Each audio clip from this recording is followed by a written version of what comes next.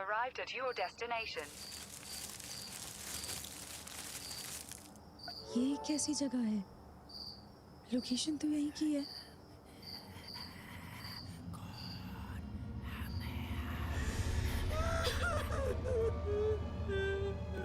कौन? कौन है वहाँ?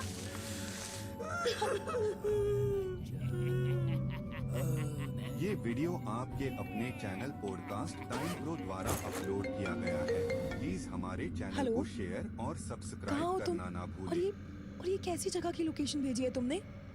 रिया, आज अमावस्या की रात है, सर्वप्रीत अमावस्या। अमावस्या? तो यू जस्ट टेल मी, तुम हो कहाँ और मुझे यहाँ क्यों बुलाया है? Hello hello, are you there?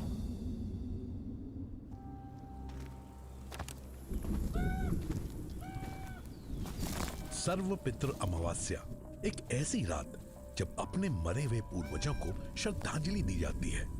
अमावस्या की इस काली रात में पुणे शहर के बाहर घने जंगलों के बीचों बीच आने वाले खतरे से अनजान रिया एक पुराने खंडर के बाहर खड़ी थी।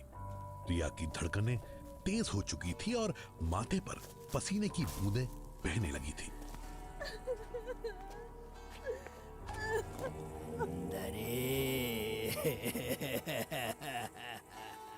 कौन है वहाँ? इससे पहले कि रिया कुछ समझ पाती, रिया के ठीक नीचे जमीन से दो हाथ निकले और रिया को घसीटते हुए खंडर के अंदर ले गए।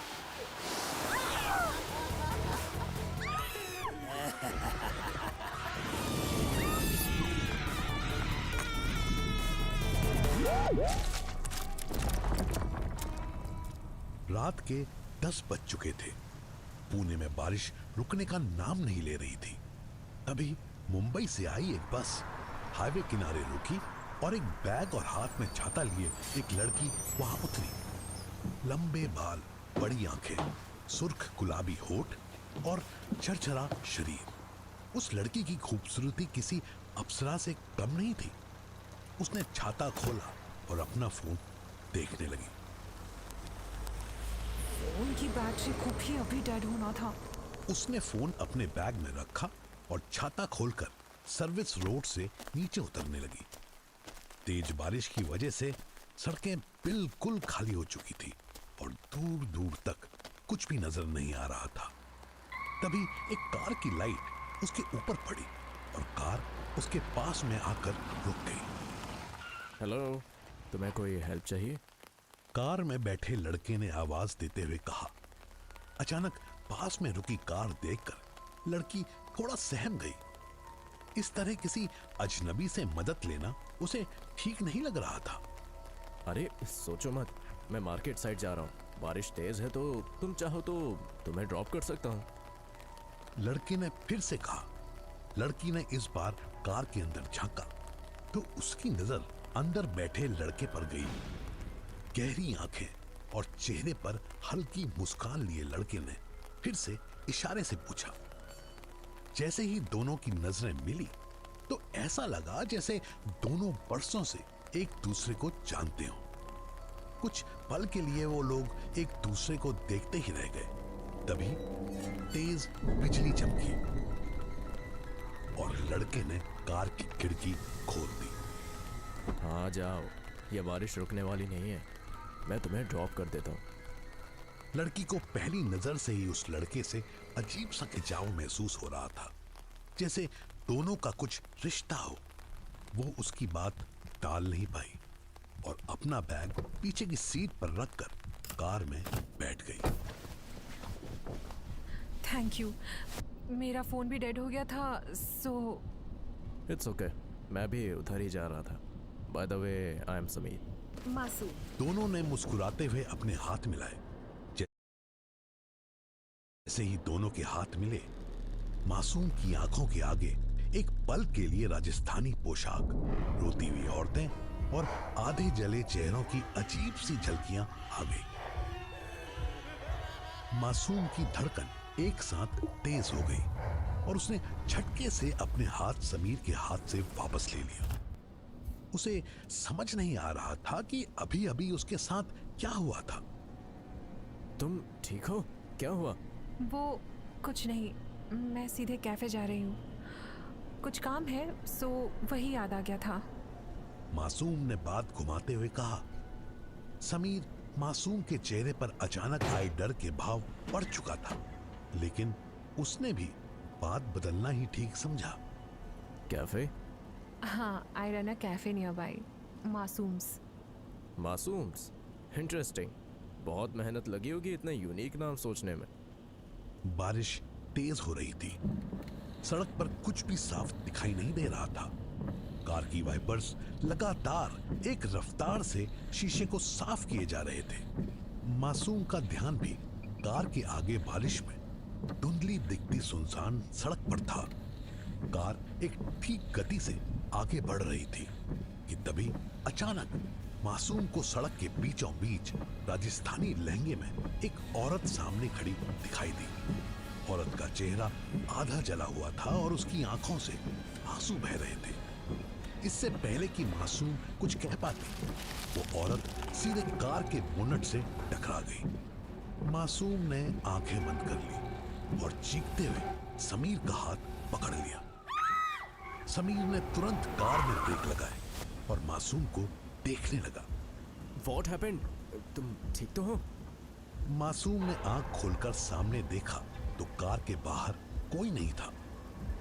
मासूम ने तुरंत कार का दरवाजा खोला और उतरकर कार के पीछे देखने लगी, लेकिन कार के पीछे भी कोई नहीं था। मासूम क्या हो गया?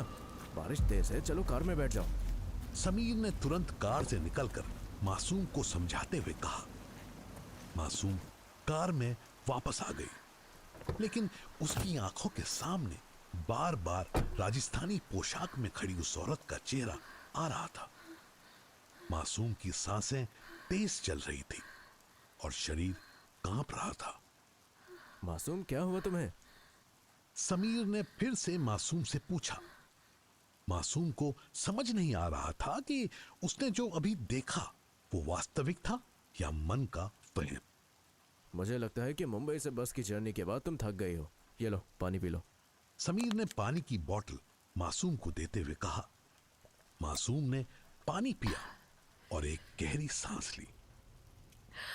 शायद तुम ठीक कह रहे हो, ट्रैवल की वजह से सर भारी हो गया है। और इससे पहले कि मासूम अपनी बात पूरी करती, उसे कुछ याद आया और वो समीर को देखने लगी। एक सेकेंड, मैंने तुम्हें कब बताया कि मैं मुंबई से बस की जर्नी करके यहाँ आई? मासूम ने समीर को देखते हुए पूछा। मासूम के सवाल पर समीर इधर उधर देखने लगा, फिर अचानक हंसते हुए बोला। अरे तुम भूल गई? थोड़ी देर पहले ही तो बताया था तुम्हें। मासूम को याद नहीं आ रहा था कि उसने कब समीर को मुंबई से बस से आने की बात बताई थी, लेकिन उसका ध्यान थोड़ी देर पहले हुई अजीब घटनाओं से बाहर नहीं आया था, तो उसने समीर की बात को ही सही माना। कार अब पुणे के मार्केट में घुस चुकी थी और सड़क में थोड़ी चहल पहल देखकर मासूम ने थोड़ी सुकून की सांस ली। वो समीर की तरफ देखने लगी जो पूरे ध्यान से कार चला रहा था। समीर का शांत चेहरा और गहरी आंखें मासूम को अपनी तरफ जिसे बार बार खींच रही हो। वैसे थैंक यू, आज तुम नहीं आते तो पता नहीं, मैं तो बारिश में ही भटकती रहती। ऐसा कैसे नहीं आता? आना तो था ही। समीर ने मुस्कुराते हुए मासूम से कहा। मतलब? मैं कुछ समझी नहीं। डेस्टिनी, हमारा मिला लिखा था तो हम मिल गए। तुम डेस्टिनी में मानते हो? तुम नहीं मानती हो? पता नहीं, इट्स लाइक जिस चीज का कोई प्रूफ ही नहीं हो उस पर कैसे विश्वास करें? हो सकता है तुमने अब तक प्रूफ ढूंढा ही ना हो। समीर ने मुस्कुराते हुए कहा।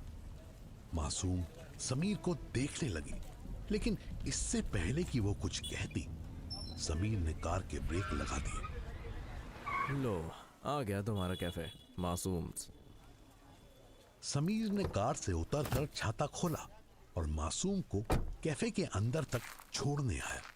Thank you so much Sameer, तुमने सच में मेरी। ओह कम ऑन, अब कितना थैंक्स बोलोगी? ठीक है, नहीं बोल रही थैंक्स, लेकिन अपने कैफे की एक कॉफ़ी तो पिला ही सकती हूँ। बिल्कुल।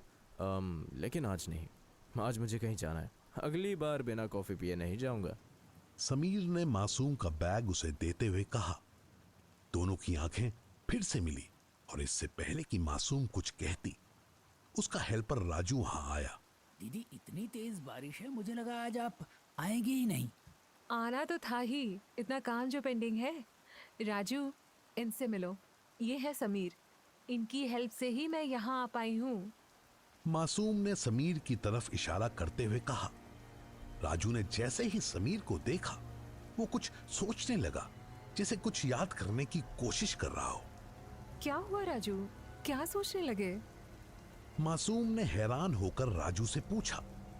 राजू के माथे पर शिकन थी और वो एकटक बस समीर को देखे जा रहा था।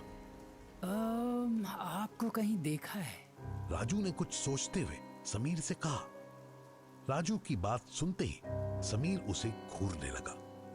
समीर के चेहरे के भाव बदलने लगे, लेकिन मासूम को अपने पास खड़ा देखकर समीर ने खुद पर कंट्रोल किया और फिर से मुस्कुराने लगा। हाँ, याद आया, मैंने आपको हड़पसर में देखा है।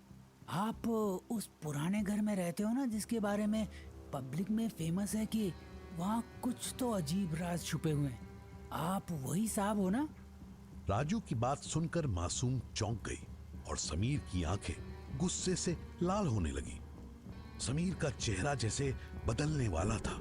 तभी एक तेज बिजली चमकी और कैफे के स्टोर रूम से कुछ गिरने की आवाज आई। समीर ने मुस्कुराते हुए राजू को देखा। तुम्हें कोई गलत फहमी हुई है, मैं ऐसे किसी के भी घर को नहीं जानता। जाओ अंदर स्टोर रूम में, शायद कुछ गिर गया है। समीर का ऐसा कहते ही मासूम का ध्यान भी स्टोर रूम से आई आवाज पर चला गया और उसने तुरंत राजू को अंदर स्टोर रूम चेक करने के लिए भेज दिया। I am sorry, I am sure कि राजू को कोई मिसअंडरस्टैंडिंग हुई होगी। कोई बात नहीं। अच्छा, अब मैं चलता हूँ। मिलकर काफ़ी अच्छा लगा तुमसे। अगली बार कॉफ़ी डन, ठीक है? समीर ने मुस्कुराते हुए कहा और अपना नंबर मासूम के फोन में सेव कर दिया। मासूम ने भी मुस्कुराते हुए उससे हाथ मिलाया और उसे कार तक छोड़ा। समीर के वहां से जाते ही अंदर से कैफे के वेटर्स की चीखने की आवाज आई। मासूम तुरंत दौड़कर अंदर गई तो उसके पैरों तले जमीन खिसक गई। उसकी मानो आत्मा कांप उठी और उसकी तेज चीख निकल गई। सामने स्टोर रूम की दीवार पर राजू का शरीर लटका हुआ था। एक कील राजू के माथे से आर पार होकर दीवार में घुसी हुई थी और उसकी आंखों की जगह बस दो काले गड्ढे थे, जिनमें से मांस लटका हुआ था और लगातार खून बह रहा था। ऐसा लग रहा था जैसे किसी ने उसकी आंखें नोचकर अंदर से पूरा मांस बाहर खींच लिया हो। राजू की लाश देखते ही कैफे में अफरा तफरी मच गई। मासूम रोते हुए स्टोर रूम के बाहर आई और पुलिस को फोन करने लगी। तभी उसने देखा कि कैफे के बाहर बारिश में भीगती दो सर वाली एक काली बिल्ली उसे घूर रही थी और मासूम के देखते ही वो तुरंत वहां से भाग गई। मासूम का शरीर ठंडा पड़ने लगा और इससे पहले कि वो खुद को संभाल पाती, वो चक्कर खाकर वहीं गिर गई। हे काली शक्तियों, मैं आपका आवाहन करता हूँ। थन्ने आज जान के घनी खुशी होगी कि मैं मारो काम शुरू कर दियो है।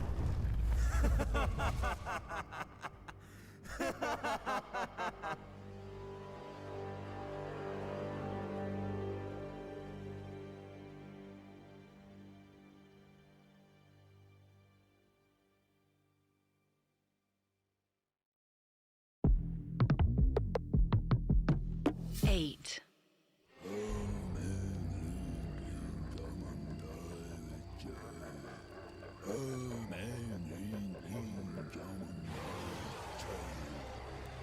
मैंने आज तक आपको निराश नहीं किया। हर बार की तरह इस बार भी थारो तोहफो थाने ला कर दूंगा।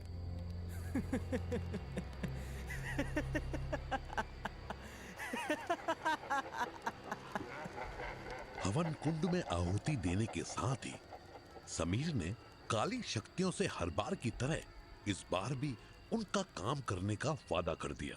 लेकिन इस बार वो खुद आने वाले तूफान से अनजान था। तभी 2 सर वाली एक काली बिल्ली समीर के पास आकर बैठ गई।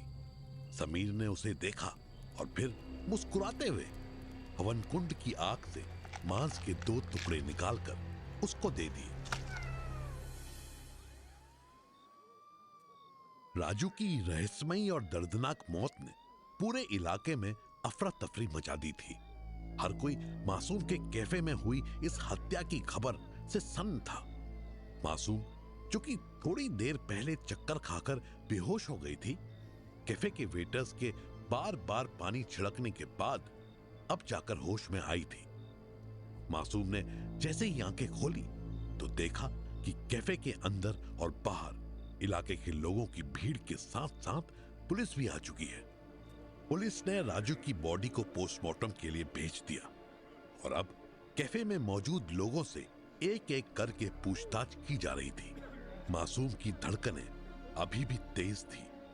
पिछले कुछ घंटों में उसके साथ हुई अजीब घटनाओं और फिर राजू की इस दर्दनाक हत्या ने मासूम को अंदर से हिलाकर रख दिया था। उसे समझ नहीं आ रहा था कि उसके साथ ये सब क्यों हो रहा है। मन में तरह तरह के सवाल लिए मासूम अपने कैफे में चारों तरफ देख रही थी। तभी उसकी नजर भीड़ में से उसे घूरती 2 आंखों पर गई। भीड़ में खड़ी एक औरत लगातार मासूम को घूरे जा रही थी। खुले लंबे बाल, माथे पर काली बिंदी और बड़ी काली आंखें।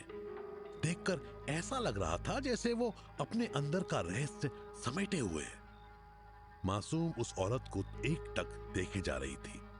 उसे ऐसा लग रहा था कि शायद वो उस औरत को जानती है और पहले कहीं मिल चुकी है।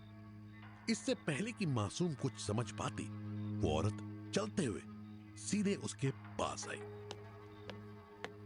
मैं कौन हूँ, क्या हूँ और यहाँ क्यों आई हूँ, ये सब सोचने में अपना टाइम और एनर्जी मत वेस्ट करो। क्या मैं आपको जानती हूँ? मासूम की आंखों में कई सवाल साफ देखे जा सकते थे। उसकी नजर उस औरत के चेहरे से हटी नहीं रही थी। मासूम के सवाल पर वो औरत मुस्कुराने लगी। माया, तुम मुझे माया कहकर बुला सकती हो। हम पहले मिले हैं या नहीं, इससे फर्क नहीं पड़ता। फर्क इस बात से पड़ता है कि हम अब क्यों मिले हैं। मैं कुछ समझी नहीं। ऐसा समझ लो कि तुम्हारी लाइफ ने यू टर्न लिया है और तुम वहीं जा रही हो जहां से ये सब शुरू हुआ था। क्या शुरू हुआ था? आप क्या कह रही हो? मुझे कुछ समझ नहीं आ रहा। तुम बस इतना समझ लो मासूम, कुछ बुरी शक्तियां तुम्हारे पीछे हैं और मैं महसूस कर सकती हूँ कि अब वो तुम्हारी लाइफ में एंटर कर चुकी हैं। बुरी शक्तियाँ मेरे पीछे? ये कैसी बातें कर रही हो आप? धीरे धीरे तुम सब समझ जाओगी। फिलहाल के लिए ये मेरा कार्ड रखो। तुम्हें मेरी मदद की जरूरत पड़ेगी, मुझे इस नंबर पर कांटेक्ट करना। मासूम के सवालों का जवाब दिए बिना माया ने उसे अपना विजिटिंग कार्ड दे दिया। मासूम को माया की कोई भी बात समझ नहीं आ रही थी, लेकिन उसे माया पर एक अजीब सा विश्वास महसूस हो रहा था। मासूम ने माया का कार्ड ले लिया। इससे पहले कि वो माया से आगे कुछ कहती, तभी एक पुलिस कांस्टेबल दूसरी तरफ से आया। मैडम साहब आपको बुला रहे हैं, आपसे कुछ पूछताछ करनी है उनको। जी, मैं अभी आई। कांस्टेबल को जवाब देकर जैसे ही मासूम वापस मुड़ी तो उसने देखा माया वहां नहीं थी। मासूम को मन ही मन अजीब सी बेचैनी हो रही थी। माया की कही बातें उसके दिमाग में लगातार घूमने लगी। मासूम के हाथ में अभी भी माया का विजिटिंग कार्ड था। उसने कार्ड को अपने पर्स में रखने के लिए जैसे ही अपना पर्स खोला, उसकी आंखें फटी रह गई। मासूम का पर्स राख से भरा हुआ था। खम्मा घणी कुंवर सा, काका साहब ने थारी याद आई है। थारे राजगढ़ री सैर करण रो वक्त है। काका साहब का जैसा हुक्म था वैसा हमने किया, फिर क्यों? माने माफ कर जो कुंवर सा।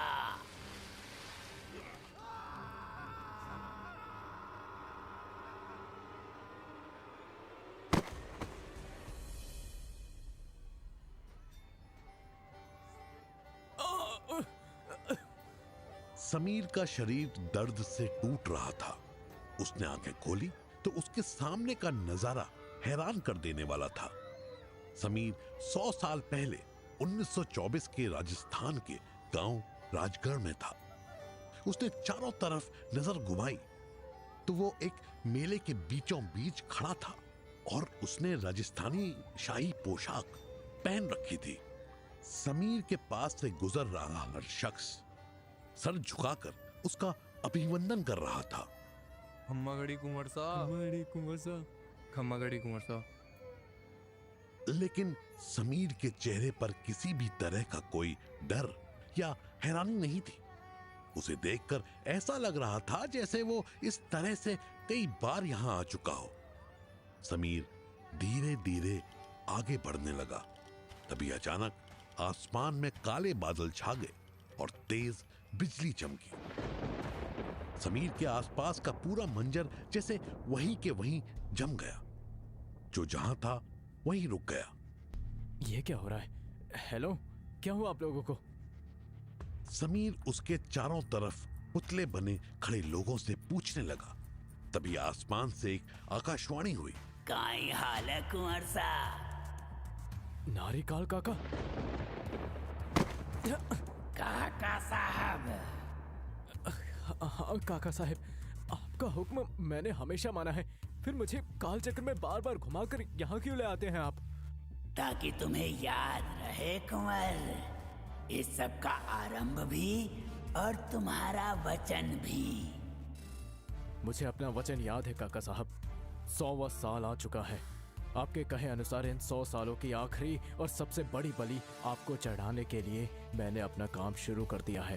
ध्यान रहे कुंवर, कोई भूल ना हो, नहीं तो थारो परिवार अपने मोक्ष का एकमात्र अवसर खो देगा। कोई भी भूल ना होगी काका साहब। 100 सालों से मैं इस बंधन से खुद को और अपने परिवार को मुक्त करने का इंतजार कर रहा हूँ। अब जब सब कुछ अपने आखिरी पड़ाव पर है तो मैं कोई भी गलती नहीं होने दूंगा। ये छोरी बाकियों जैसी ना है कुंवर, ये खास है। खास? मैं कुछ समझा नहीं। कुछ समझने की जरूरत ना है कुंवर, बस थाने दियो गयो काम पूरा करो। जैसा आपका हुक्म काका साहब। मैं बस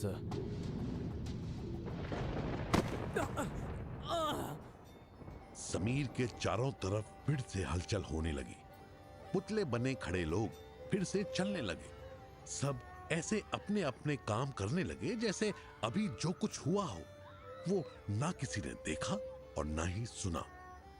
समीर को समझ नहीं आ रहा था कि वो क्या करे। समीर मन में कई सवाल लिए मेले में आगे बढ़ने लगा।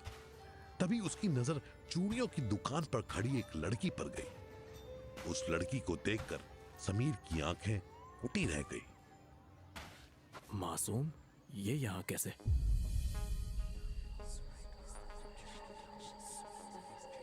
कौन है?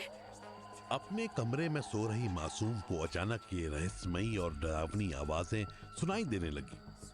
मासूम की दिल की धड़कन एक बार फिर तेज हो गई और उसके माथे से पसीना बहने लगा। तभी बाहर के कमरे से उसे कुछ आवाज सुनाई देने लगी। उठ जा रही छोरी, उठा बारो बखत आ गयो। कौन है वहाँ?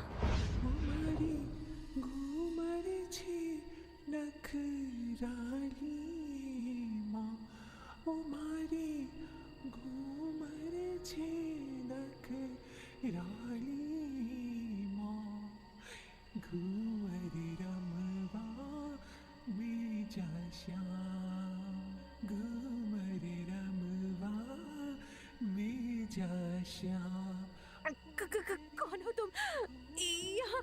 यहाँ क्यों आए हो?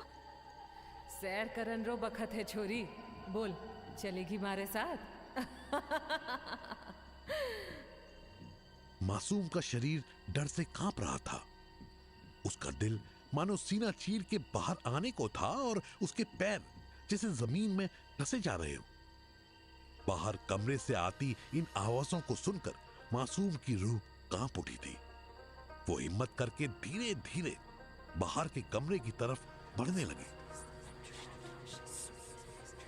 बाहर कमरे में पहुंचकर मासूम ने जो देखा, उसे देखकर वो सन्न रह गई, मानो उसके पैरों तले जमीन खिसक गई हो। मासूम के ठीक सामने सोफे पर राजस्थानी पोशाक में वो खुद बैठी थी।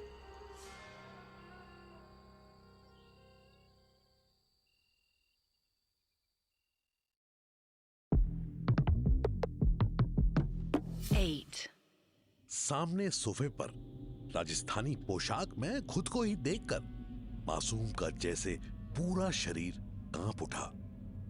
एक तेज चीख के साथ उसने अपनी आंखें बंद कर ली और जब उसने अपनी आंखें खोली तो सामने कोई नहीं था।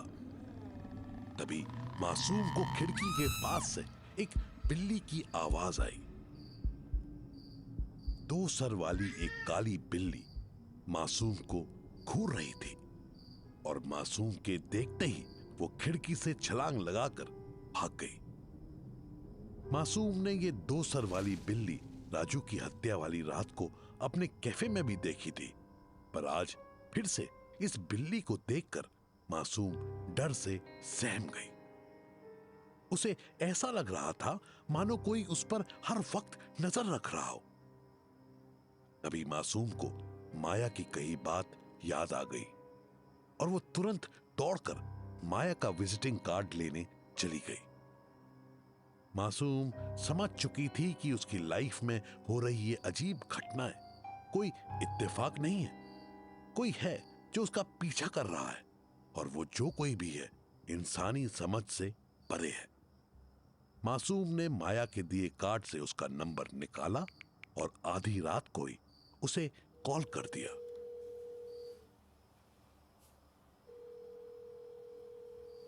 आपको कैसे? मुझे कुछ समझ नहीं आ रहा, ये मेरे साथ क्या हो रहा है? किन काली शक्तियों की बात कर रही हो और वो मेरे पीछे क्यों पड़ी है?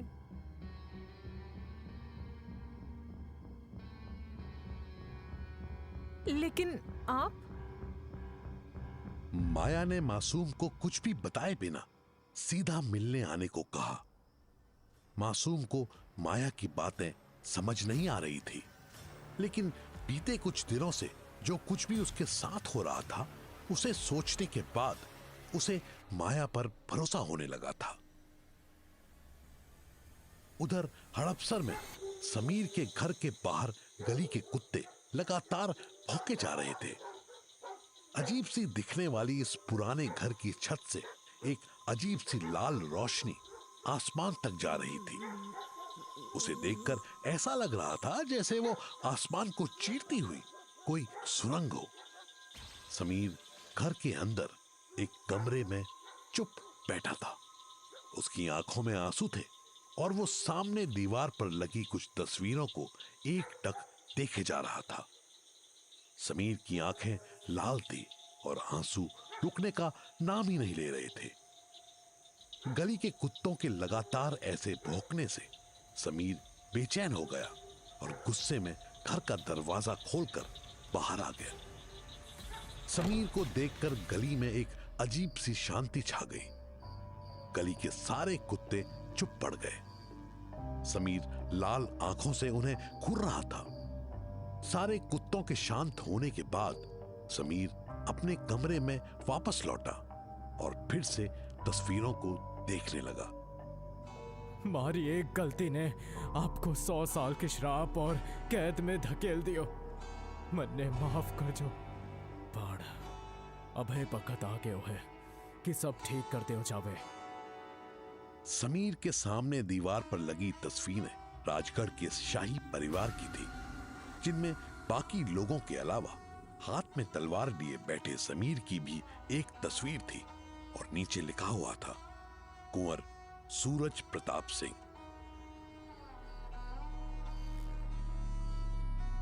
अगली सुबह समीर मासूम से मिलने उसके कैफे पर गया। समीर के दिमाग में कई सारे सवाल घूम रहे थे। उसे समझ नहीं आ रहा था कि 100 साल पहले के राजगढ़ में उसने मासूम को क्यों देखा और नारीकाल ने क्यों कहा कि मासूम बाकी लड़कियों की तरह नहीं बल्कि खास है। पिछले 100 सालों में समीर नारीकल को अलग अलग लड़कियों की बलि चढ़ा चुका था, लेकिन मासूम से मिलने के बाद पहली बार उसे अपने अंदर अजीब सी बेचैनी महसूस हो रही थी। समीर के पास ऐसे तमाम सवालों का कोई जवाब नहीं था। वो नहीं जानता था कि उसका मासूम के साथ क्या रिश्ता था। अपने अंदर चल रहे इस अजीब सी हलचल के बाद भी समीर का पूरा ध्यान अपने काम को पूरा करने में लगा था। समीर मासूम के कैफे पर उसका इंतजार कर ही रहा था कि तभी उसे पीछे से मासूम की आवाज सुनाई दी। तुम कॉल कर दिया होता कि तुम आने वाले हो तो मैं पहले ही आ जाती। इट्स ओके, मैं यहाँ से पास से ही जा रहा था तो मैंने सोचा तुमसे मिलता जाऊं। अच्छा किया जो आ गए। समीर और मासूम इस बार भी आपस में वही खिंचाव महसूस कर रहे थे जो उन्हें पहले भी अपनी मुलाकात में महसूस हुआ था।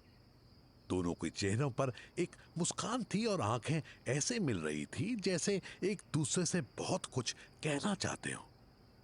दोनों आगे कुछ कहते, तभी कैफे के एक वेटर ने टीवी ऑन किया और टीवी की आवाज से दोनों का ध्यान उधर चला गया। टीवी पर एक न्यूज चल रही थी जिसे देखकर वहां मौजूद हर इंसान सन्न रह गया।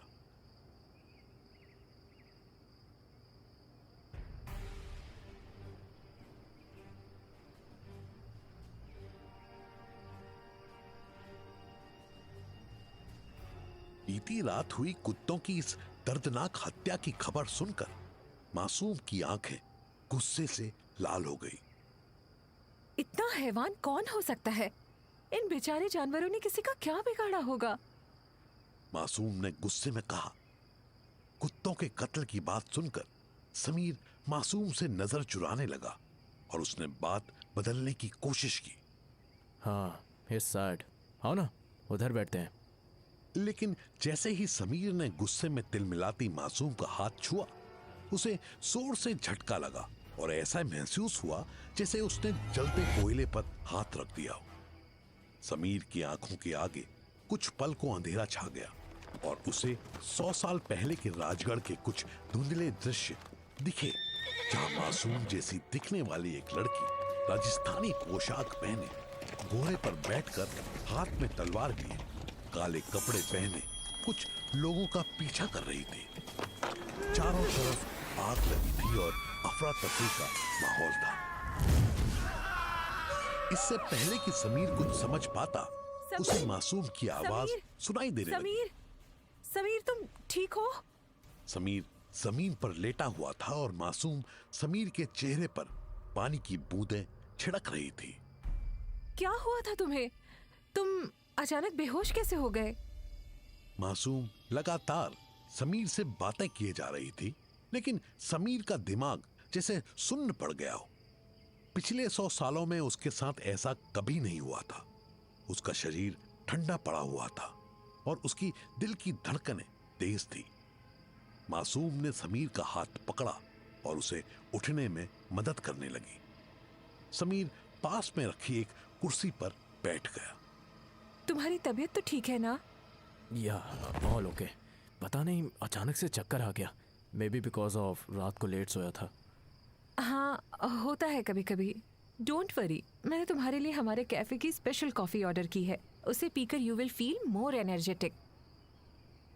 मासूम ने मुस्कुराते हुए समीर के हाथ पर हाथ रख दिया। समीर भी मासूम को मुस्कुरा कर देखने लगा, लेकिन उसके दिमाग में अभी भी कई सवाल चल रहे थे। वैसे तुमने अच्छा किया जो आज आ गए। मैं भी इन दिनों थोड़ा लो फील कर रही हूँ, सो तुम्हारे बहाने ही सही मेरा भी थोड़ा मूड फ्रेश हो जाएगा। मासूम ने समीर की आंखों में देखते हुए कहा। ये समीर वीडियो जानता था आपके कि अपने उसे चैनल धीरे पॉडकास्ट धीरे टाइम मासूम प्रो के द्वारा दिल में अपलोड किया अपने लिए गया जगह है। बनानी प्लीज है हमारे और चैनल इसकी को शुरुआत शेयर और हो चुकी थी। सब्सक्राइब करना ना भूलें। मासूम, आई जस्ट वांट से कभी भी तुम्हें लगे कि यू नीड मी, तुम मुझे कॉल कर सकती हो। I am with you. Thanks. दोनों ने एक दूसरे का हाथ कसकर पकड़ा हुआ था। समीर को मासूम का हाथ पकड़कर एक अजीब सा सुकून महसूस हो रहा था और मासूम भी समीर के साथ एक अलग खुशी महसूस कर रही थी। दोनों ने साथ में कॉफी पी और कई सारी बातें की। ऐसा लग रहा था जैसे दो बरसों पुराने दोस्त आज मिले हों। दोनों एक दूसरे की बातों में जैसे खो गए थे। तभी समीर की नजर कैफे के बाहर गई। कैफे के बाहर से 2 सर वाली एक काली बिल्ली समीर को घूर रही थी। 2 सर वाली इस बिल्ली को देखकर समीर के चेहरे के भाव बदल गए और वो तुरंत खड़ा हो गया। क्या हुआ? अचानक ऐसे क्यों खड़े हो गए? कुछ नहीं, वो कुछ काम याद आ गया। मुझे अभी जाना होगा। सी यू लेटर।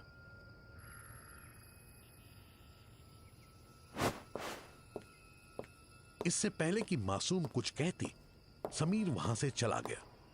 समीर का ऐसे अचानक उठकर चला जाना मासूम को थोड़ा अजीब तो लगा, लेकिन उसे भी माया से मिलने जाना था। इसलिए वो भी बिना देर किए अपनी कार को लेकर माया के दिए एड्रेस पर निकल गई।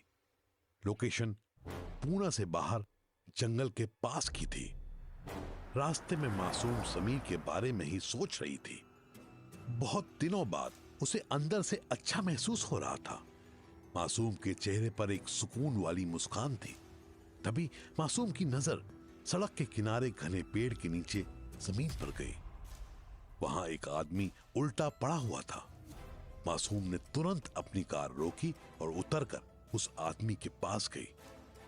मासूम ने इधर उधर देखा। सड़क पूरी सुनसान पड़ी हुई थी और चारों तरफ जंगल था। मासूम ने जैसे ही उस आदमी का शरीर सीधा किया तो उसके होश उड़ गए। वो आदमी कोई और नहीं बल्कि समीर था। उसके मुंह से खून में सनी काली राख बाहर निकल रही थी और दिल की धड़कनें बिल्कुल शांत थी।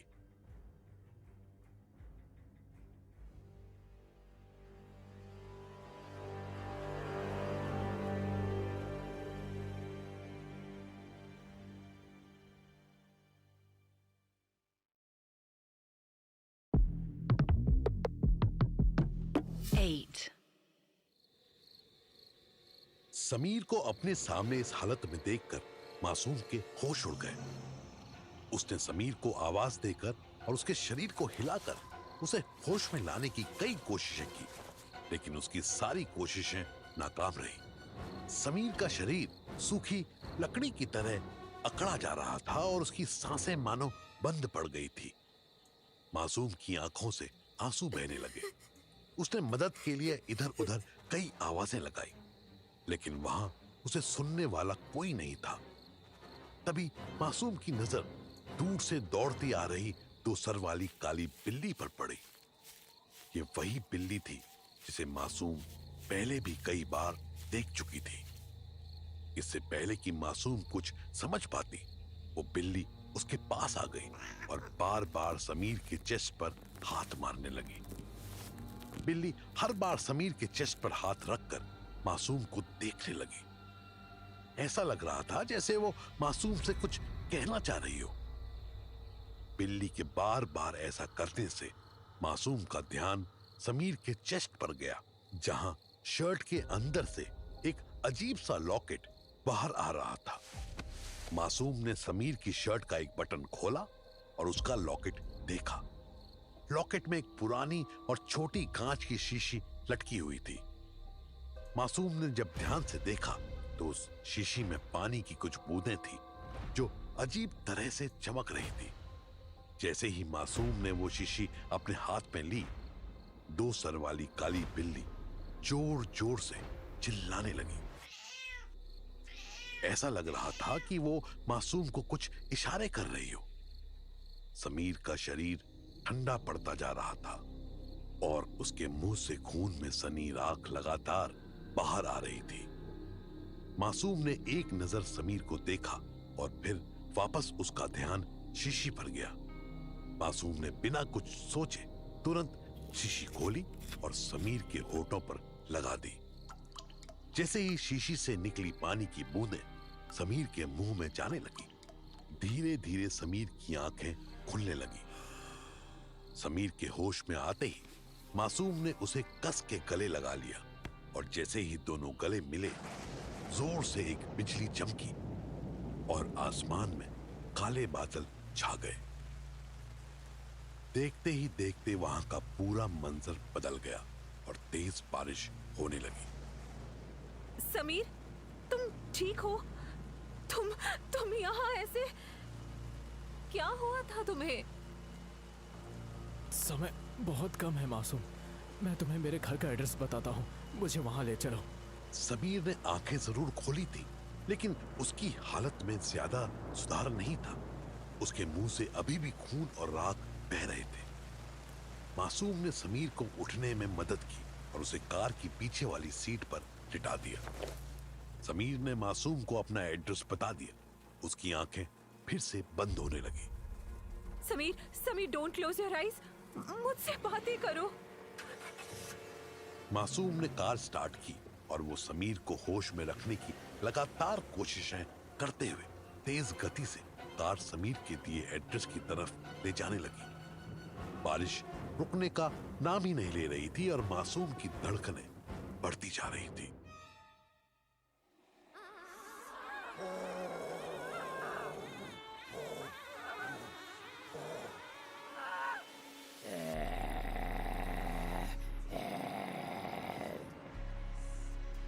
वो लड़की वहां कैसे पहुंच गई? उसे वहां होना ही नहीं था।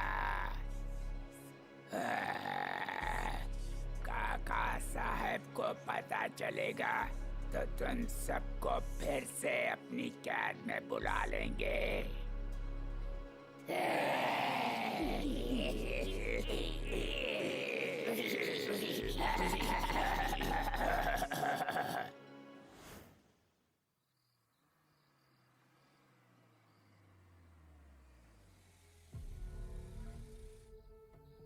मासूम समीर को आधी बेहोशी की हालत में लेकर उसके बताए एड्रेस पर ले आई।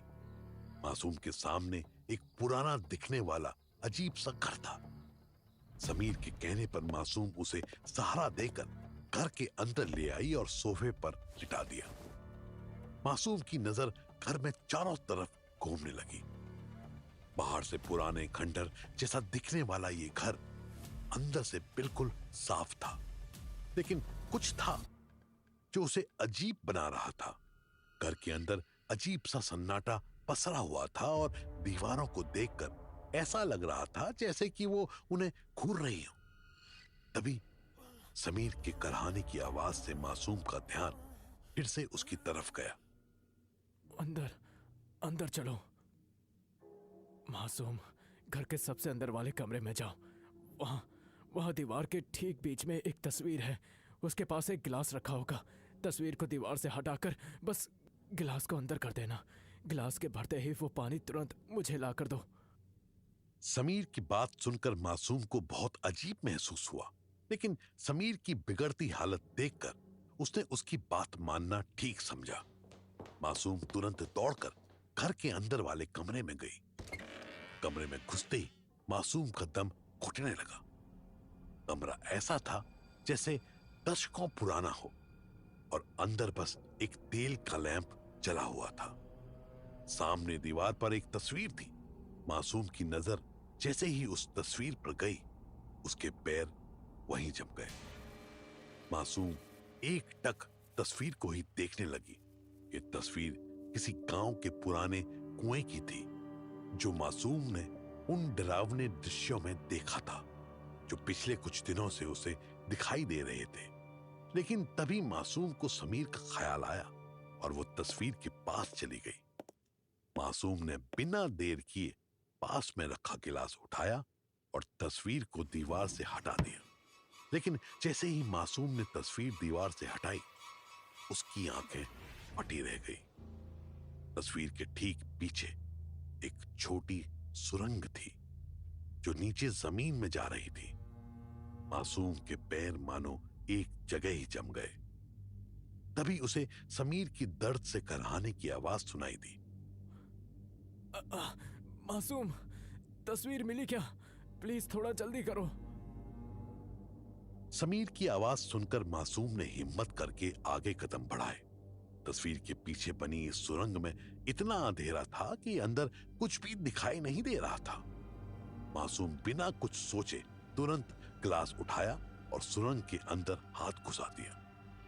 सुरंग में हाथ घुसते ही मासूम को ऐसा लगा जैसे उसने बर्फ की सिल्लियों के बीच में हाथ रख दिया हो। अंदर का तापमान थोड़ी ही देर में किसी का भी शरीर जमा सकता था। मासूम की आंखों से आंसू निकलने लगे, लेकिन उसने हाथ बाहर नहीं निकाला। कुछ ही पलों में ग्लास एक चमकते हुए पानी से भर गया। मासूम तुरंत दौड़कर समीर के पास आई, जिसकी सांसें मानो बस रुकने ही वाली थी। मासूम को सामने से आता देखकर समीर ने तुरंत ग्लास की तरफ इशारा किया और मासूम ने बिना देर किए वो अजीब सी चमक वाला पानी समीर को पिलाना शुरू कर दिया। जैसे जैसे समीर पानी पीने लगा, उसकी हालत सुधरने लगी और देखते ही देखते वो ऐसा ठीक हुआ जैसे उसे कुछ हुआ ही नहीं था। समीर को अपने सामने पूरी तरह से स्वस्थ देखकर मासूम की आंखें बाहर आई। उसने एक बार फिर समीर को गले लगा लिया। इस बार दोनों ऐसे गले लगे जैसे बरसों के बिछड़े आज मिले हों। तुम्हें क्या हो गया था समीर? मैं बुरी तरह डर गई थी। तुमने मुझे फिर से बचा लिया मासूम। फिर से? समीर की बात सुनकर मासूम तुरंत उसे देखने लगी, लेकिन समीर बस मुस्कुरा रहा था। सब कुछ इतना अजीब क्यों है समीर? तुम्हारे साथ जो हुआ, वो ये जगह, वो तस्वीर, तुम्हारी बातें, मुझे कुछ समझ नहीं आ रहा है। मासूम आंखों में कई सवाल लिए समीर को देखे जा रही थी। समीर अभी भी बस मासूम को देख रहा था और मुस्कुरा रहा था। तभी अगले ही पल समीर की आंखें लाल होने लगी और उसके चेहरे पर दरारें आने लगी। इससे पहले कि मासूम कुछ समझती, समीर ने जोर से उसका गला पकड़ लिया। थाने कुछ समझ नहीं आ रहा, हाँ? इस सब की शुरुआत तो तूने ही की थी छोरी।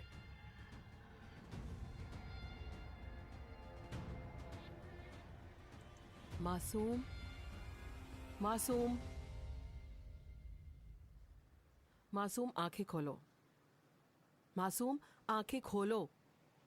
मासूम ने आंखें खोली तो देखा कि जंगल के पास सड़क के बीचों बीच वो जमीन पर लेटी हुई थी और माया उसके चेहरे पर पानी की बूंदें छिड़क रही थी।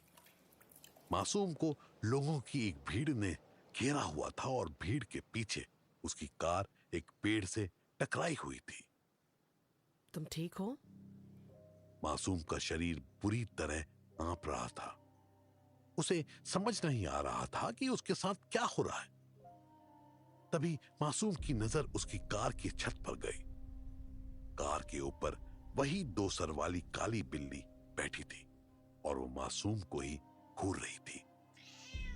माया ने मासूम को सहारा देकर सड़क के किनारे बैठाया और बोतल में पानी दिया। ये लो, पानी पियो और आराम से बताओ कि क्या हुआ था। मासूम की धड़कनें अभी भी तेज थी। वो माया से बोतल लेकर पानी पीने लगी और जैसे ही उसने पहला घूंट पिया, उसका सर जोर जोर से घूमने लगा और उसकी आंखें बंद होती चली गई। मासूम को एक साथ कई लोगों की आवाजें सुनाई दे रही थी। मासूम, मासूम, तुमने मुझे फिर से बचा लिया मासूम।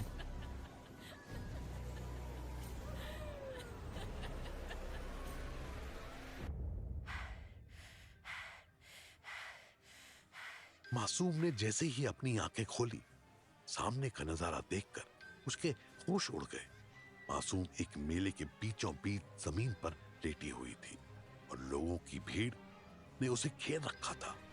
कुछ लड़कियां मासूम को पानी पिला रही थी और सब लोगों के साथ साथ मासूम ने भी राजस्थानी पोशाक पहने हुई थी।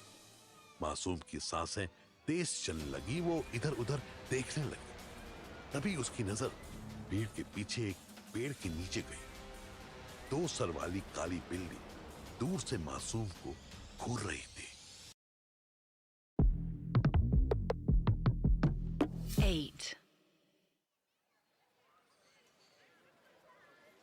उठ भी जा छोरी, तन्ने जगावत भी घड़ी देर से कोशिश कर रहे हैं।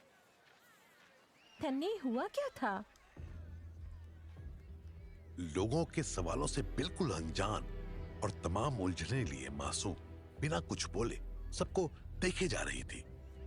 उसे समझ नहीं आ रहा था कि उसके साथ क्या हो रहा है। पिछले कुछ मिनटों में उसने अपने आप को 3 अलग अलग जगह अलग अलग तरह की मुसीबतों के बीच देखा था। इसमें से क्या सच है और क्या सपना, इसी उलझन ने मासूम को अंदर से झंझोर कर रख दिया था। मासूम चुपचाप वहां से उठी और बिना किसी के सवालों का जवाब दिए वहां से आगे चल दी। मासूम के लिए ये जगह और ये सारे लोग बिल्कुल अनजान थे। वो धीरे धीरे आगे बढ़ रही थी। तभी उसकी नजर चूड़ियों की दुकान पर खड़ी कुछ औरतों पर गई। उन औरतों को देखते ही मासूम के पसीने छूटने लगे।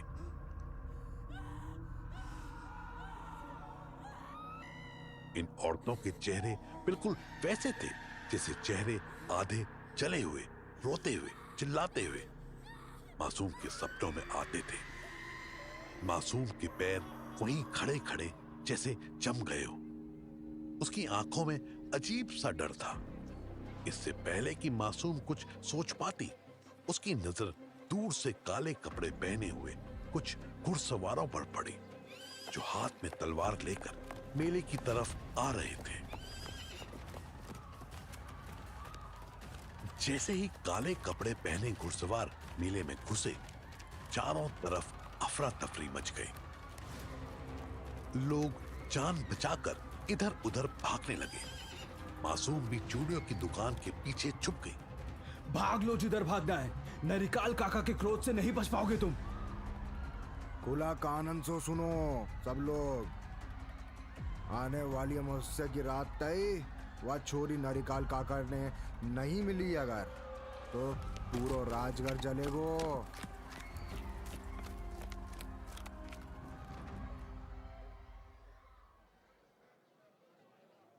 कौन है ये लोग? मासूम के बढ़ते सवालों ने उसकी बेचैनी और बढ़ा दी। उसे समझ नहीं आ रहा था कि उसके साथ ये क्या हो रहा है। घुड़सवारों के जाने के बाद सब लोग वापस बाहर निकल आए। मासूम भी चूड़ियों की दुकान के पीछे से निकलने लगी। तभी किसी ने पीछे से उसके कंधे पर हाथ रखा। मासूम जैसे ही पीछे मुड़ी, उसकी आंखें फटी रह गई।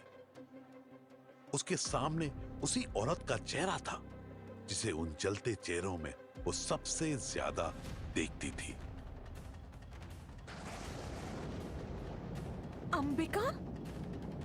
अंबिका, उस औरत ने इसी नाम से मासूम को पुकारा। औरत की नम आंखें बड़े प्यार से मासूम को देखे जा रही थी और मासूम भी जैसे उस औरत को देखकर कहीं खो गई हो। वो औरत धीरे से मासूम के पास आई और जैसे ही उसने मासूम का हाथ पकड़ना चाहा, कहीं से उसके ऊपर एक काली राख आई और वो औरत वहीं बेहोश होकर गिर गई। क्या हुआ आपको? आप ठीक तो है ना? वो बिल्कुल ठीक हैं। माया? उस औरत पर राख डालने वाली कोई और नहीं बल्कि माया थी। मासूम माया को देखकर एक बार को चौंक गई, लेकिन फिर उसने राहत की सांस ली। अच्छा हुआ आप आ गई। मुझे नहीं पता ये कौन सी जगह है और मैं यहाँ कैसे। मेरा हाथ पकड़ो मासूम। What? मासूम, वक्त बहुत कम है, मेरा हाथ पकड़ो। माया के कहने पर मासूम ने तुरंत उसका हाथ पकड़ लिया। मासूम के हाथ पकड़ते ही माया ने कुछ मंत्र पढ़े और अगले ही पल मासूम को सर में एक तेज झटका लगा और उसकी आंखें बंद हो गई। मासूम, आंखें खोलो मासूम। मासूम, आंखें खोलो। मासूम, तुम ठीक हो? मेरा सर थोड़ी देर भारी रहेगा। आओ आओ, तुम मेरी कार में चलो। मैंने मैकेनिक को कॉल कर दिया है, वो तुम्हारी कार गैरेज में ले जाएगा। माया ने मासूम को सहारा देकर अपनी कार में बैठाया और कार अपने घर की तरफ घुमाने लगी। मासूम का सर बुरी तरह घूम रहा था। उसने सामने पेड़ से टकराई हुई अपनी कार देखी और फिर एक एक करके सब याद करने की कोशिश करने लगी। अभी दिमाग पर ज्यादा जोर मत डालो, घर पहुंचकर आराम से बात करते हैं। मेरी कार पेड़ से कब टकराई? वहां तो। मासूम, अभी तुम आराम करो, हम थोड़ी देर में घर पहुंच जाएंगे।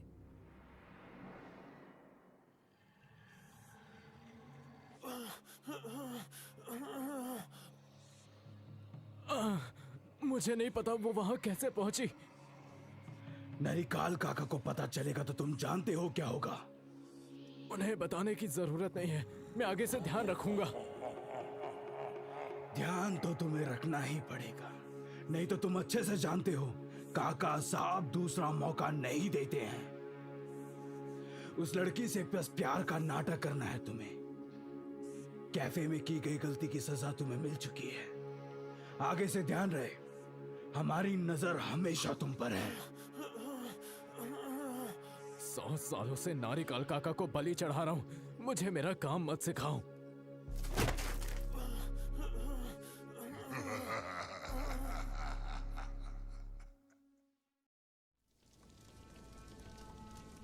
माया ने मासूम को एक हवन कुंड के सामने बैठाया और एक लाल धागे से उसका और अपने हाथ साथ में बांध दिया।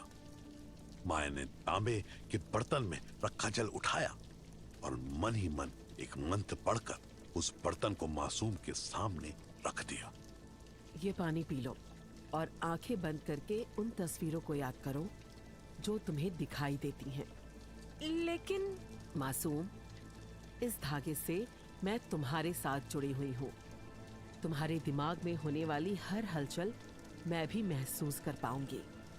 माया के कहने पर मासूम ने पानी पिया और आंखें बंद कर ली। मासूम उन दृश्यों को याद करने लगी जो वो कई दिनों से देख रही थी।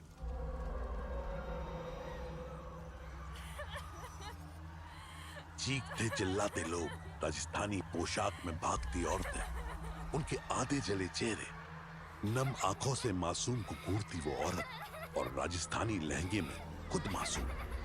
एक एक करके सारी तस्वीरें मासूम के दिमाग में घूमने लगी। फिर से इन दृश्यों को सामने देखकर मासूम की धड़कनें तेज होने लगी और उसके माथे से पसीना बहने लगा।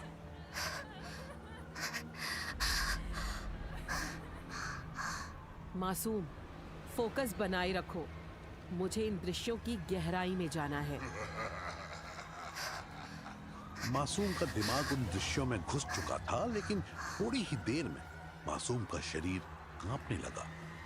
ऐसा लग रहा था मानो उसका दम घुट रहा हो। माया ने कस के मासूम का हाथ पकड़ा हुआ था। माया भी वो सब महसूस कर रही थी जो मासूम महसूस कर रही थी। मासूम, बस थोड़ी देर और, बस वही।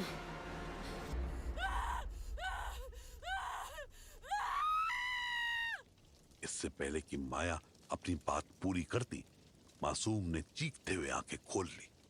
उसका शरीर ठंडा पड़ चुका था और चेहरा पसीने से भीग चुका था। सॉरी माया, मैं इससे ज्यादा नहीं रुक पाई।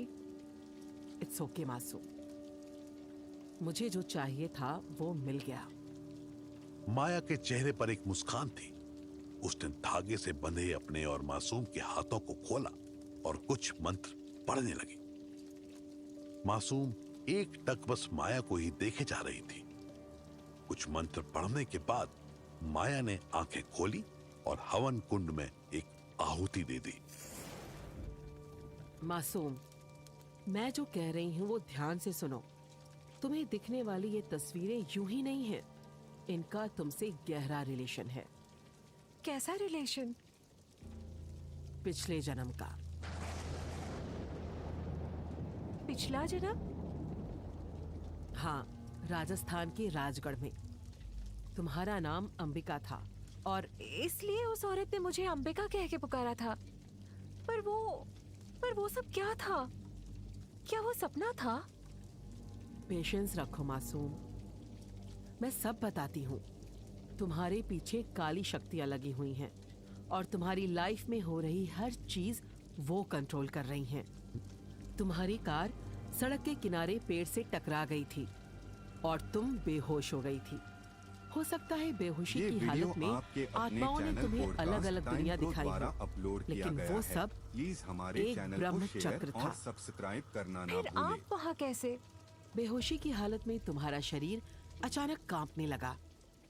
इसीलिए मैंने तुम्हारा हाथ पकड़ा और अपनी आत्मा को तुम्हारी आत्मा से कनेक्ट कर दिया। इंसान का दिमाग बहुत पावरफुल होता है, लेकिन अगर कोई उसे कंट्रोल करके ब्रह्म चक्र में भेज दे तो वो इंसान एक समय पर अलग अलग टाइमलाइन की अलग अलग दुनियाओं में पहुंच जाता है। लेकिन उसमें कितना सच और कितना भ्रम, ये पता लगाना बहुत मुश्किल है।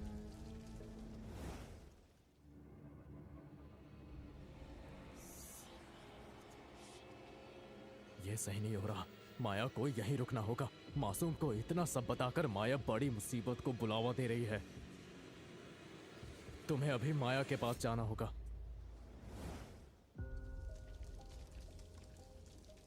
मुझे बस इतना याद है कि मैं आपके पास आ रही थी और रास्ते में उस पेड़ के नीचे बेहोशी की हालत में समीर जमीन पर गिरा हुआ था। उसके मुंह से अजीब सी राख के साथ खून निकल रहा था।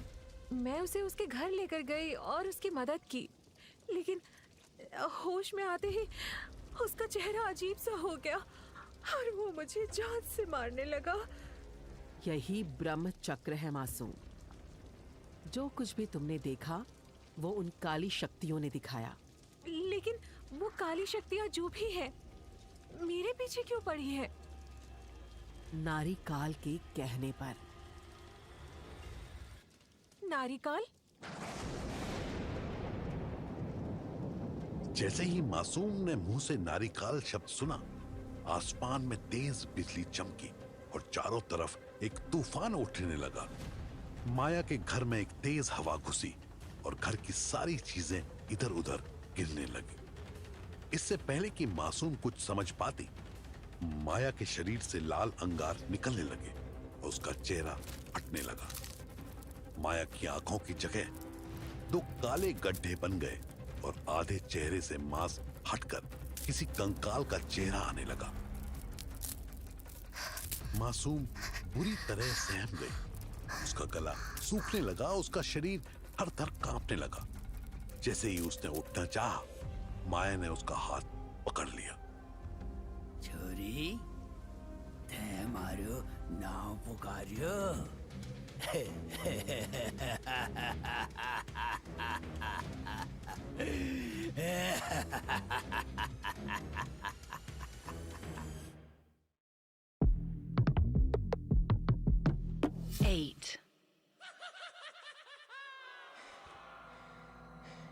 मासूम के ठीक सामने माया के शरीर में नारिकाल आ चुका था। नारिकाल ने एक झटके से मासूम का गला छोड़ा और अपना चेहरा मासूम के चेहरे के पास ले आया। मासूम नारिकाल की मुर्दा ठंडी सांसें अपने चेहरे पर महसूस कर सकता था। उसकी सांसों में किसी सड़े हुए मांस जैसी बदबू थी। नारिकाल अपनी उंगलियां मासूम के होठों पर फेरने लगा। थारे बलिदान रो बखत अभी कोनी आयो है। बस अमावस्या ताई रुको छोरी, फिर तो जानेगी नारिकल क्या चीज है।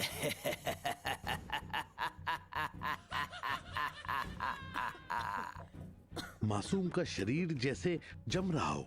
उसकी सांसें धीमी पड़ चुकी थी और धीरे धीरे उसकी आंखें बंद होने लगी। अगले ही पल माया के शरीर से एक काला धुआं और राख से बना साया हवा में निकला और दरवाजे से बाहर चला गया। मासूम धुंधली आंखों से माया के शरीर को जमीन पर गिरता देख रही थी। तभी 2 सर वाली वही काली बिल्ली अचानक मासूम के पास आ गई और उसके सर में अपना हाथ मारने लगी। बिल्ली के बार बार हाथ मारने से मासूम थोड़ा होश में आने लगी। उसने देखा कि 2 सर वाली ये बिल्ली बार बार हवन कुंड की तरफ जा रही है और फिर मासूम की तरफ आ रही है। मासूम को ऐसा लगा जैसे इस बार भी ये बिल्ली उसे कुछ कहना चाह रही हो। मासूम ने अपनी नजर हवन कुंड की तरफ घुमाई, लेकिन उसे कुछ समझ नहीं आ रहा था। तभी मासूम ने देखा कि बिल्ली बार बार तांबे के उस बर्तन के पास जाकर रुक रही थी जिसमें माया का अभिमंत्रित किया हुआ पानी भरा हुआ था। अपने पिछले कुछ अनुभवों के बाद मासूम के अंदर अब ऐसी चुनौतियों के लिए हिम्मत आने लगी थी। उसे ये समझते देर नहीं लगी कि ऐसे में अब उसे क्या करना है। मासूम पूरी जान लगाकर वहां से उठी और पानी के बर्तन के पास आ गई। मासूम ने बिना देर किए बर्तन उठाया और माया के ऊपर पानी छिड़कना शुरू कर दिया। जैसे ही पानी की बूंदों ने माया का शरीर छुआ, उसमें से धुआं निकलने लगा और अगले ही पल वो ठीक होने लगा। माया के शरीर में जैसे सांसें लौट आई हों। मासूम तुरंत माया के पास गई और उसे अभिमंत्रित किया हुआ पानी पिलाने लगी। कुछ ही पलों में माया का चेहरा भी अपने असली रूप में लौट आया और देखते ही देखते माया ने अपनी आंखें खोल ली।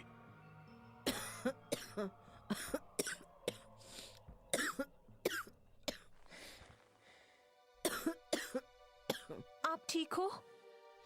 मासूम, मासूम, क्या हुआ था? हाँ, क्या हुआ था? वो आया था। मासूम के इतना कहते ही माया के माथे पर शिकन आ गई और वो उठकर खड़ी होने लगी। क्या हुआ? मुझे गुरुजी की बात मान लेनी चाहिए थी। मुझे ये पूजा यहाँ नहीं करनी चाहिए थी। मुझे कुछ समझ नहीं आ रहा, आप क्या कह रही हो? मासूम, नारी काल एक शक्तिशाली तांत्रिक था जिसने हजारों काली आत्माएं अपनी कैद में रखी हुई थीं। वो 100 सालों से अपने शाप के खत्म होने का इंतजार कर रहा था और फिर उसे तुम्हारे पुनर्जन्म का पता चला। तुम वो लड़की जिसकी वजह से नारिकाल को ये शाप लगा था। इतनी बड़ी पूजा, तुम्हारे पुनर्जन्म में घुसना, नारिकाल के बारे में बताना, ये सब मुझे यहाँ नहीं बल्कि गुरुजी के बनाए हुए और मंत्रों द्वारा सुरक्षित एक आश्रम में करना चाहिए था, जहां नारिकाल या कोई भी बुरी आत्मा प्रवेश नहीं कर सकती। माया, मुझे कुछ समझ नहीं आ रहा। कौन लोग हैं ये? कैसा श्राप? और मैं इस सब से जुड़ी हुई क्यों हूँ? मैं सब बताती हूँ मासूम। पहले हमें यहाँ से निकलकर आश्रम जाना है। आ गई तुम? ऐसा क्यों घूर रही हो? मुझे अपना काम याद है, मैंने बस उसकी थोड़ी मदद की है। अरे ठीक है, मैं समझ गया। 2 सर वाली काली बिल्ली सीधे समीर के ऊपर खुद गई। इससे पहले कि समीर आगे कुछ बोलता, देखते ही देखते उस बिल्ली ने एक खूबसूरत लड़की का रूप ले लिया। तीखे नैन नक्श, लंबी गर्दन, फुर्तीला शरीर और काली आंखें। जो उस वक्त गुस्से से समीर को देख रही थी, वो लड़की समीर के ऊपर बैठी थी और धीरे धीरे अपना चेहरा समीर के चेहरे के पास ले आई। काया, तुम गुस्से में और भी खूबसूरत लगती हो। अगर हमारे बीच कोई भी आया कुंवरसा, तो मैं उसे नहीं छोड़ूंगी। तुम बेवजह इतना सोच रही हो, मैं बस अपना काम कर रहा हूँ। अच्छा, तो थोड़ा काम हम भी कर लेते हैं। क्यों नहीं? काया ने समीर के होठों पर अपने होठ रख दिए और उसे किस करना शुरू कर दिया। समीर भी काया का पूरा साथ दे रहा था। काया ने समीर की शर्ट फाड़ी और अपने तेज नाखून उसकी पीठ पर घुमाने लगी। समीर ने काया की कमर अपने दोनों हाथों से पकड़ी और तुरंत उसे नीचे करके खुद उसके ऊपर आ गया। दोनों एक दूसरे को लगातार किस कर रहे थे और कुछ ही पलों में दोनों एक दूसरे के सारे कपड़े उतार चुके थे।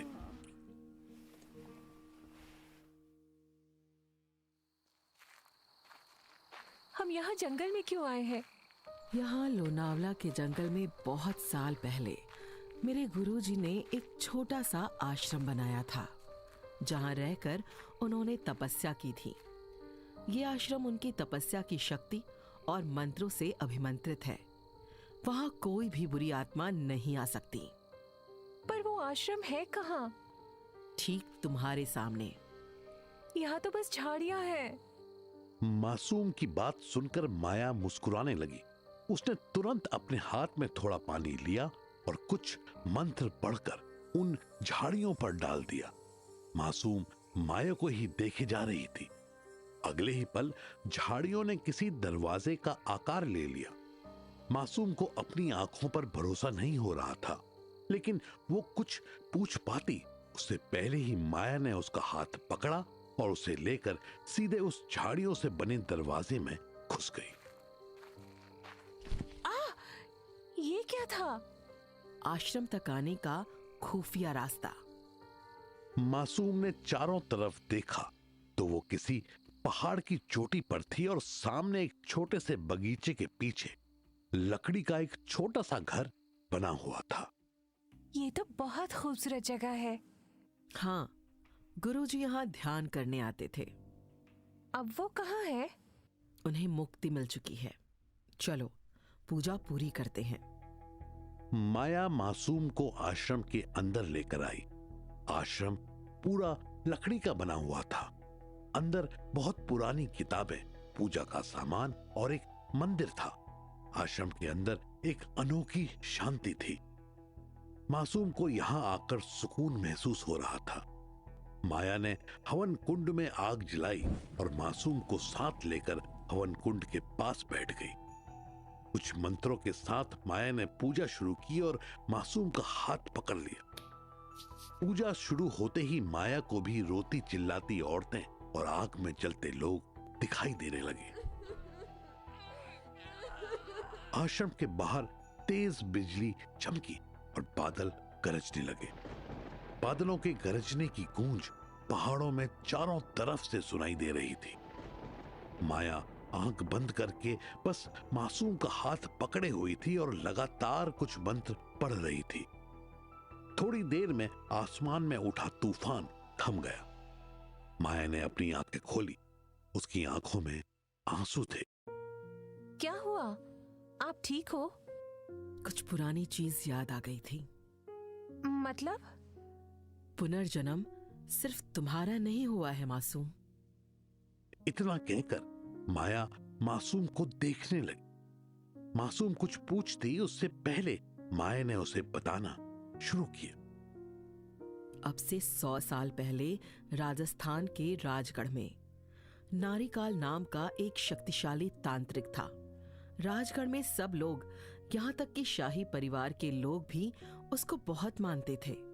नारिकाल को स्त्रियों से एक अलग तरह की नफरत थी, या यूं कहें कि वो उन्हें बस हवस मिटाने का एक जरिया मानता था। नारिकाल का बस चलता तो वो स्त्रियों से इंसान होने का हक भी छीन लेता। नारिकाल हर अमावस्या की रात को अपना एक दरबार लगाता था और दरबार में वो कुछ स्त्रियों को आने वाले महीनों में अपने परिवार के लिए या राजगढ़ के लिए अशुभ बताकर अपने साथ पूजा करने के लिए चुनता था।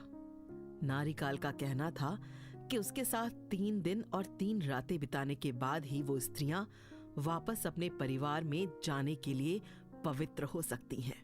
नारिकाल पर लोगों का इतना अंधविश्वास था कि राजगढ़ के मर्द खुशी खुशी अपने घर की स्त्रियों को उसके पास भेज देते थे और फिर पूजा के नाम पर नारिकाल 3 दिन और 3 रातों तक उन स्त्रियों के साथ जानवरों जैसा बर्ताव करता था। और उनसे अपनी हवस मिटाता था। अगर कोई भी स्त्री उसका विरोध करती तो नारी काल की काली शक्तियां उस स्त्री को जिंदा जला देती थी। माया की बात सुनकर मासूम की आंखों से आंसू बहने लगे। वो उन औरतों का दर्द अपने अंदर महसूस कर रही थी। तो क्या उस हैवान को रोकने की कोशिश किसी ने नहीं की? की थी। किसने? कुंवर सूरज प्रताप सिंह, राजगढ़ के कुंवर साहब। कुंवर सूरज प्रताप सिंह? जैसे ही मासूम ने कुंवर का नाम लिया, एक तेज बिजली की चमक आश्रम की छत पर चमकी। हाँ, और तुम्हारी ही तरह उनका भी पुनर्जन्म हुआ है। तो कहाँ है वो? ये पता लगाने में मुझे थोड़ा समय लगेगा, लेकिन मेरे पास तुम्हें बताने के लिए एक खास बात है। क्या? तुम्हारा और कुंवर का रिश्ता।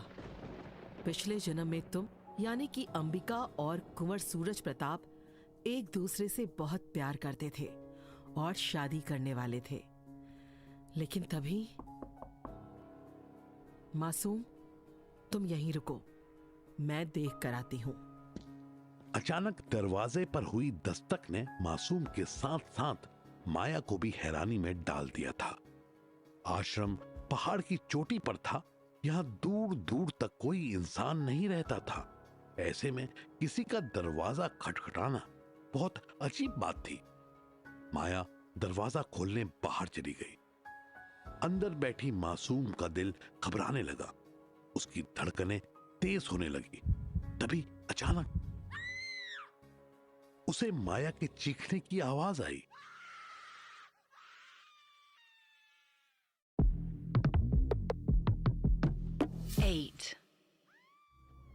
माया? अचानक बाहर से आई चीख ने मासूम के दिल में बेचैनी पैदा कर दी थी। माया का यह आश्रम मंत्रों द्वारा सुरक्षित किया गया था और कोई भी बुरी आत्मा यहां नहीं आ सकती थी। ऐसे में दरवाजे पर अचानक किसी का दस्तक देना और फिर माया की चीख सुनाई देना, ये किसी बड़े खतरे की ही संकेत थे। मासूम का शरीर दर्द से कांप रहा था, लेकिन फिर भी वो हिम्मत करके आश्रम के बाहर जाने लगी। हर बढ़ते कदम के साथ मासूम के दिल की धड़कनें तेज होती जा रही थी। तुम ठीक हो? मासूम के आवाज लगाने के बाद भी बाहर से माया का कोई जवाब नहीं आ रहा था। अब मासूम को एहसास हो गया था कि ये किसी खतरे की दस्तक थी। मासूम धीरे धीरे आश्रम के बगीचे तक आ गई। उसकी धड़कनें तेज थी और आंखों में आंसू थे। मासूम आश्रम के बगीचे में चारों तरफ माया को ढूंढने लगी। माया, माया। आश्रम में चारों तरफ ढूंढने के बाद भी माया का कुछ पता नहीं चल रहा था। मासूम का शरीर डर से ठंडा पड़ने लगा। माया के बारे में सोच सोच कर उसकी आंखों से आंसू बहे जा रहे थे। इस अनजान जगह पर वो अकेली हो चुकी थी और उसके फोन में भी कोई नेटवर्क नहीं था। एक अजीब से डर से मासूम का दिल बैठा जा रहा था। मासूम को कोई अंदाजा नहीं था कि वो इस वक्त कहां थी। माया उसे किसी खुफिया रास्ते से आश्रम लेकर आई थी। बहुत ढूंढने पर भी जब माया नहीं मिली तो मासूम आश्रम के बाहर बगीचे के बीचों बीच सर पकड़कर बैठ गई। मासूम बार बार अपने मोबाइल में नेटवर्क लाने की कोशिश कर रही थी, लेकिन उसकी सारी कोशिशें बेकार जा रही थी। मासूम के दिमाग में हजारों सवाल एक साथ घूम रहे थे और साथ ही पुनर्जन्म, नारी काल, बुरी आत्माएं और कुंवर सूरज प्रताप के बारे में बताई गई माया की बातों ने उसे अजीब सी बेचैनी में डाल दिया था। तभी अचानक मासूम को ऐसा लगा जैसे आश्रम के बगीचे के बाहर दूर झाड़ियों के पीछे से उसे कोई देख रहा हो। मासूम ने तुरंत उधर देखा तो वहां कोई नहीं था। मासूम के माथे से पसीना टपकने लगा। तभी उसकी नजर फिर से झाड़ियों की तरफ गई। दो सर वाली वही काली बिल्ली आश्रम से दूर झाड़ियों में से मासूम को देख रही थी। मासूम की नजर बिल्ली पर गई, लेकिन वो अब तक कई बार इस बिल्ली को देख चुकी थी, इसलिए इस बार उसे देखकर वो डरी नहीं। बिल्ली ने पिछली बार माया के घर पर मासूम की मदद भी की थी। ये सोचकर मासूम उस बिल्ली के पास जाने लगी। मासूम को अपनी तरफ आता देखकर बिल्ली धीरे धीरे झाड़ियों में अंदर जाने लगी। मासूम भी आश्रम छोड़कर बिल्ली के पीछे पीछे झाड़ियों में चलने लगी। थोड़ी देर चलने के बाद अचानक बिल्ली रुक गई और पीछे मुड़कर मासूम को देखने लगी। बिल्ली की आंखें मासूम को घूर रही थी। इससे पहले कि मासूम कुछ समझ पाती, उसके पैरों के नीचे की जमीन से एक लाल रोशनी निकली और मासूम उस लाल रोशनी से भरी एक सुरंग में गिरने लगी।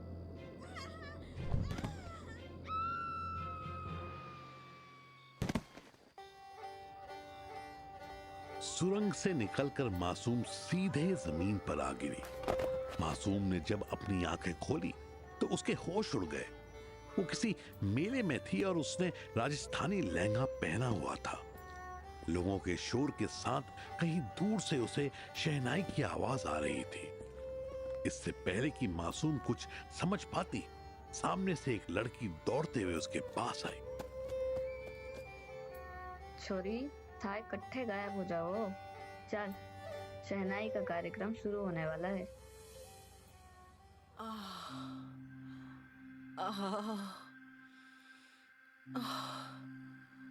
कौन है वहां? माया ने जब आंखें खोली तो वो किसी कमरे में एक अजीब सी काली रस्सी से बंधी हुई जमीन पर बैठी थी। कमरे में बस तेल की एक लैंप जली हुई थी। माया की नजर कमरे की दीवारों पर गई तो उसकी आंखें फटी रह गई। माया के ठीक सामने की दीवार पर राजगढ़ के शाही परिवार की तस्वीर थी। शाही परिवार की तस्वीरें यहाँ? माया उन तस्वीरों को देख ही रही थी, तभी उसकी नजर एक तस्वीर पर जा रुक गई, जिसे देखते ही माया की आंखें बड़ी हो गई और माथे पर पसीना बहने लगा। वो तस्वीर राजगढ़ के कुंवर सूरज प्रताप सिंह की थी। कुंवर सा? समीर? कैसी हो माया देवी? माया कुंवर की तस्वीर देख ही रही थी कि तभी पीछे से समीर की आवाज आई। समीर को देखकर माया हक्की बक्की रह गई। उसकी आंखों के सामने चीता जागता राजगढ़ का कुंवर सूरज प्रताप खड़ा था। कुंवर सा? आप? समीर? तो फिर? थम जाओ माया, थोड़ी सांस ले लो। ये कहानी 100 बरस पहले ही शुरू हो गई थी। तुम्हें तो पता ही है सब, और जो नहीं पता वो तुम अपनी शक्तियों से पता कर ही लोगे। आपका भी पुनर्जन्म हुआ है? काश हुआ होता। तो फिर आप? तुम्हारे लिए वो जानना जरूरी नहीं है माया। बस इतना जान लो, अभी सही वक्त नहीं था मासूम को इतना सब बताने का। तुम मेरे काम में कुछ ज्यादा ही दखल दे रही हो। आपका काम या नारी काल का? तुम अभी भी वैसे ही हो माया, तुम नहीं समझोगे। तो आप नारी काल की बुरी आत्माओं के साथ हो? मुझे ये समझ नहीं आ रहा कि आप लोग आश्रम में कैसे आ गए। तुम भोली हो माया। बुरी आत्माएं तुम्हारे आश्रम में नहीं आ सकती, पर गांव का सीधा आदमी तो घुस ही सकता है ना, और किसी के दिमाग को वश में करके उससे अपना काम करवाना कौन सी बड़ी बात है। माया समझ चुकी थी कि समीर ने आश्रम के पास के गांव के किसी आदमी से ये काम करवाया था। इतने सालों बाद कुंवर को अपने सामने देखकर माया के मन में हलचल पैदा हो गई थी। वो समझ चुकी थी कि 100 साल पूरे हो रहे हैं और अब नारीकाल अपने अधूरा काम पूरा करेगा। माया किसी भी हाल में मासूम के पास पहुंचना चाहती थी, लेकिन समीर ने नारीकाल की शक्तियों से बनी काली रस्सी से माया को बांध रखा था। कुंवर सूरज प्रताप? कुंवर का नाम सुनते ही मासूम को माया की बताई बात याद आ गई और मासूम के पसीने छूटने लगे। वो तो मेरे पिछले जन्म की कहानी थी, फिर आज कैसे? इसका मतलब मैं... मासूम को जैसे ही एहसास हुआ कि वो अपने पीछे जन्म में आ चुकी है, उसके शरीर में अजीब सा कंपन होने लगा और दिल जोर जोर से धड़कने लगा। तभी मासूम की नजर पास के दुकान पर रखे अखबार पर गई, जिस पर तारीख लिखी थी 11 अक्टूबर 1923। अब मासूम का शक यकीन में बदल चुका था। मासूम के अंदर अजीब सी बेचैनी दौड़ने लगी। तभी वहां खड़े सारे लोग तालियां बजाने लगे। जैसे ही मासूम ने फिर से कुंवर का नाम सुना, वो मंच की तरफ देखने लगी और जैसे ही उसकी नजर मंच पर गई, उसके पैरों तले मानो जमीन ही खिसक गई। समीर? कुंवर? मासूम की आंखों के सामने समीर यानी कुंवर सूरज प्रताप सिंह खड़ा था। तो क्या कुंवर का भी पुनर्जन्म हुआ है? माया अपने मंत्रों से उस काली रस्सी की शक्ति तोड़ने की कोशिश कर रही थी, लेकिन उसकी हर कोशिश नाकाम हो रही थी। खोलो मुझे, खोलो मुझे। हर चीज का एक सही वक्त होता है माया। अमावस्या तक मुझे मेरा काम करना है और उसके बाद तुम आजाद हो। ऐसा है तो मुझे भी मार क्यों नहीं देते कुंवर? मुझे कैद में क्यों रखा है? माया के सवाल पर समीर चुप हो गया और दूसरी तरफ देखने लगा। मैं बताऊं क्या? क्योंकि आपका दिल आज भी साफ है। आप मुझे नहीं मारोगे और आपको पता है कि अगर आप मुझे कैद से छोड़ोगे तो नारी काल मुझे मार देगा। अच्छाई और बुराई के पाखंड से बहुत पहले ही मैं ऊपर उठ चुका हूँ। समीर ने गुस्से में कहा और उठकर वहां से चला गया। माया ने समीर की आंखों में आज भी राजगढ़ के कुंवर वाला तेज देखा था। वो समझ चुकी थी कि हो ना हो कुंवर की कोई तो मजबूरी है जिसकी वजह से वो नारीकाल के काम कर रहा है। माया ने एक बार फिर रस्सी खोलने की कोशिश की, लेकिन वो फिर से उसे नहीं खोल पाई। काली रस्सी इतनी आसानी से नहीं खुलती। माया को कमरे के दूसरे कोने में छाए अंधेरे में से आवाज आई। ये आवाज माया के लिए जानी पहचानी थी। वो कुछ समझ पाती उससे पहले ही उसकी नजर अंधेरे में से आती एक 2 सर वाली काली बिल्ली पर गई, जो उसकी तरफ आ रही थी। बिल्ली माया के ठीक सामने आकर खड़ी हो गई और उसकी आंखों में देखने लगी। माया कुछ कहती उससे पहले ही बिल्ली ने काया का रूप ले लिया। कैसी हो दीदी?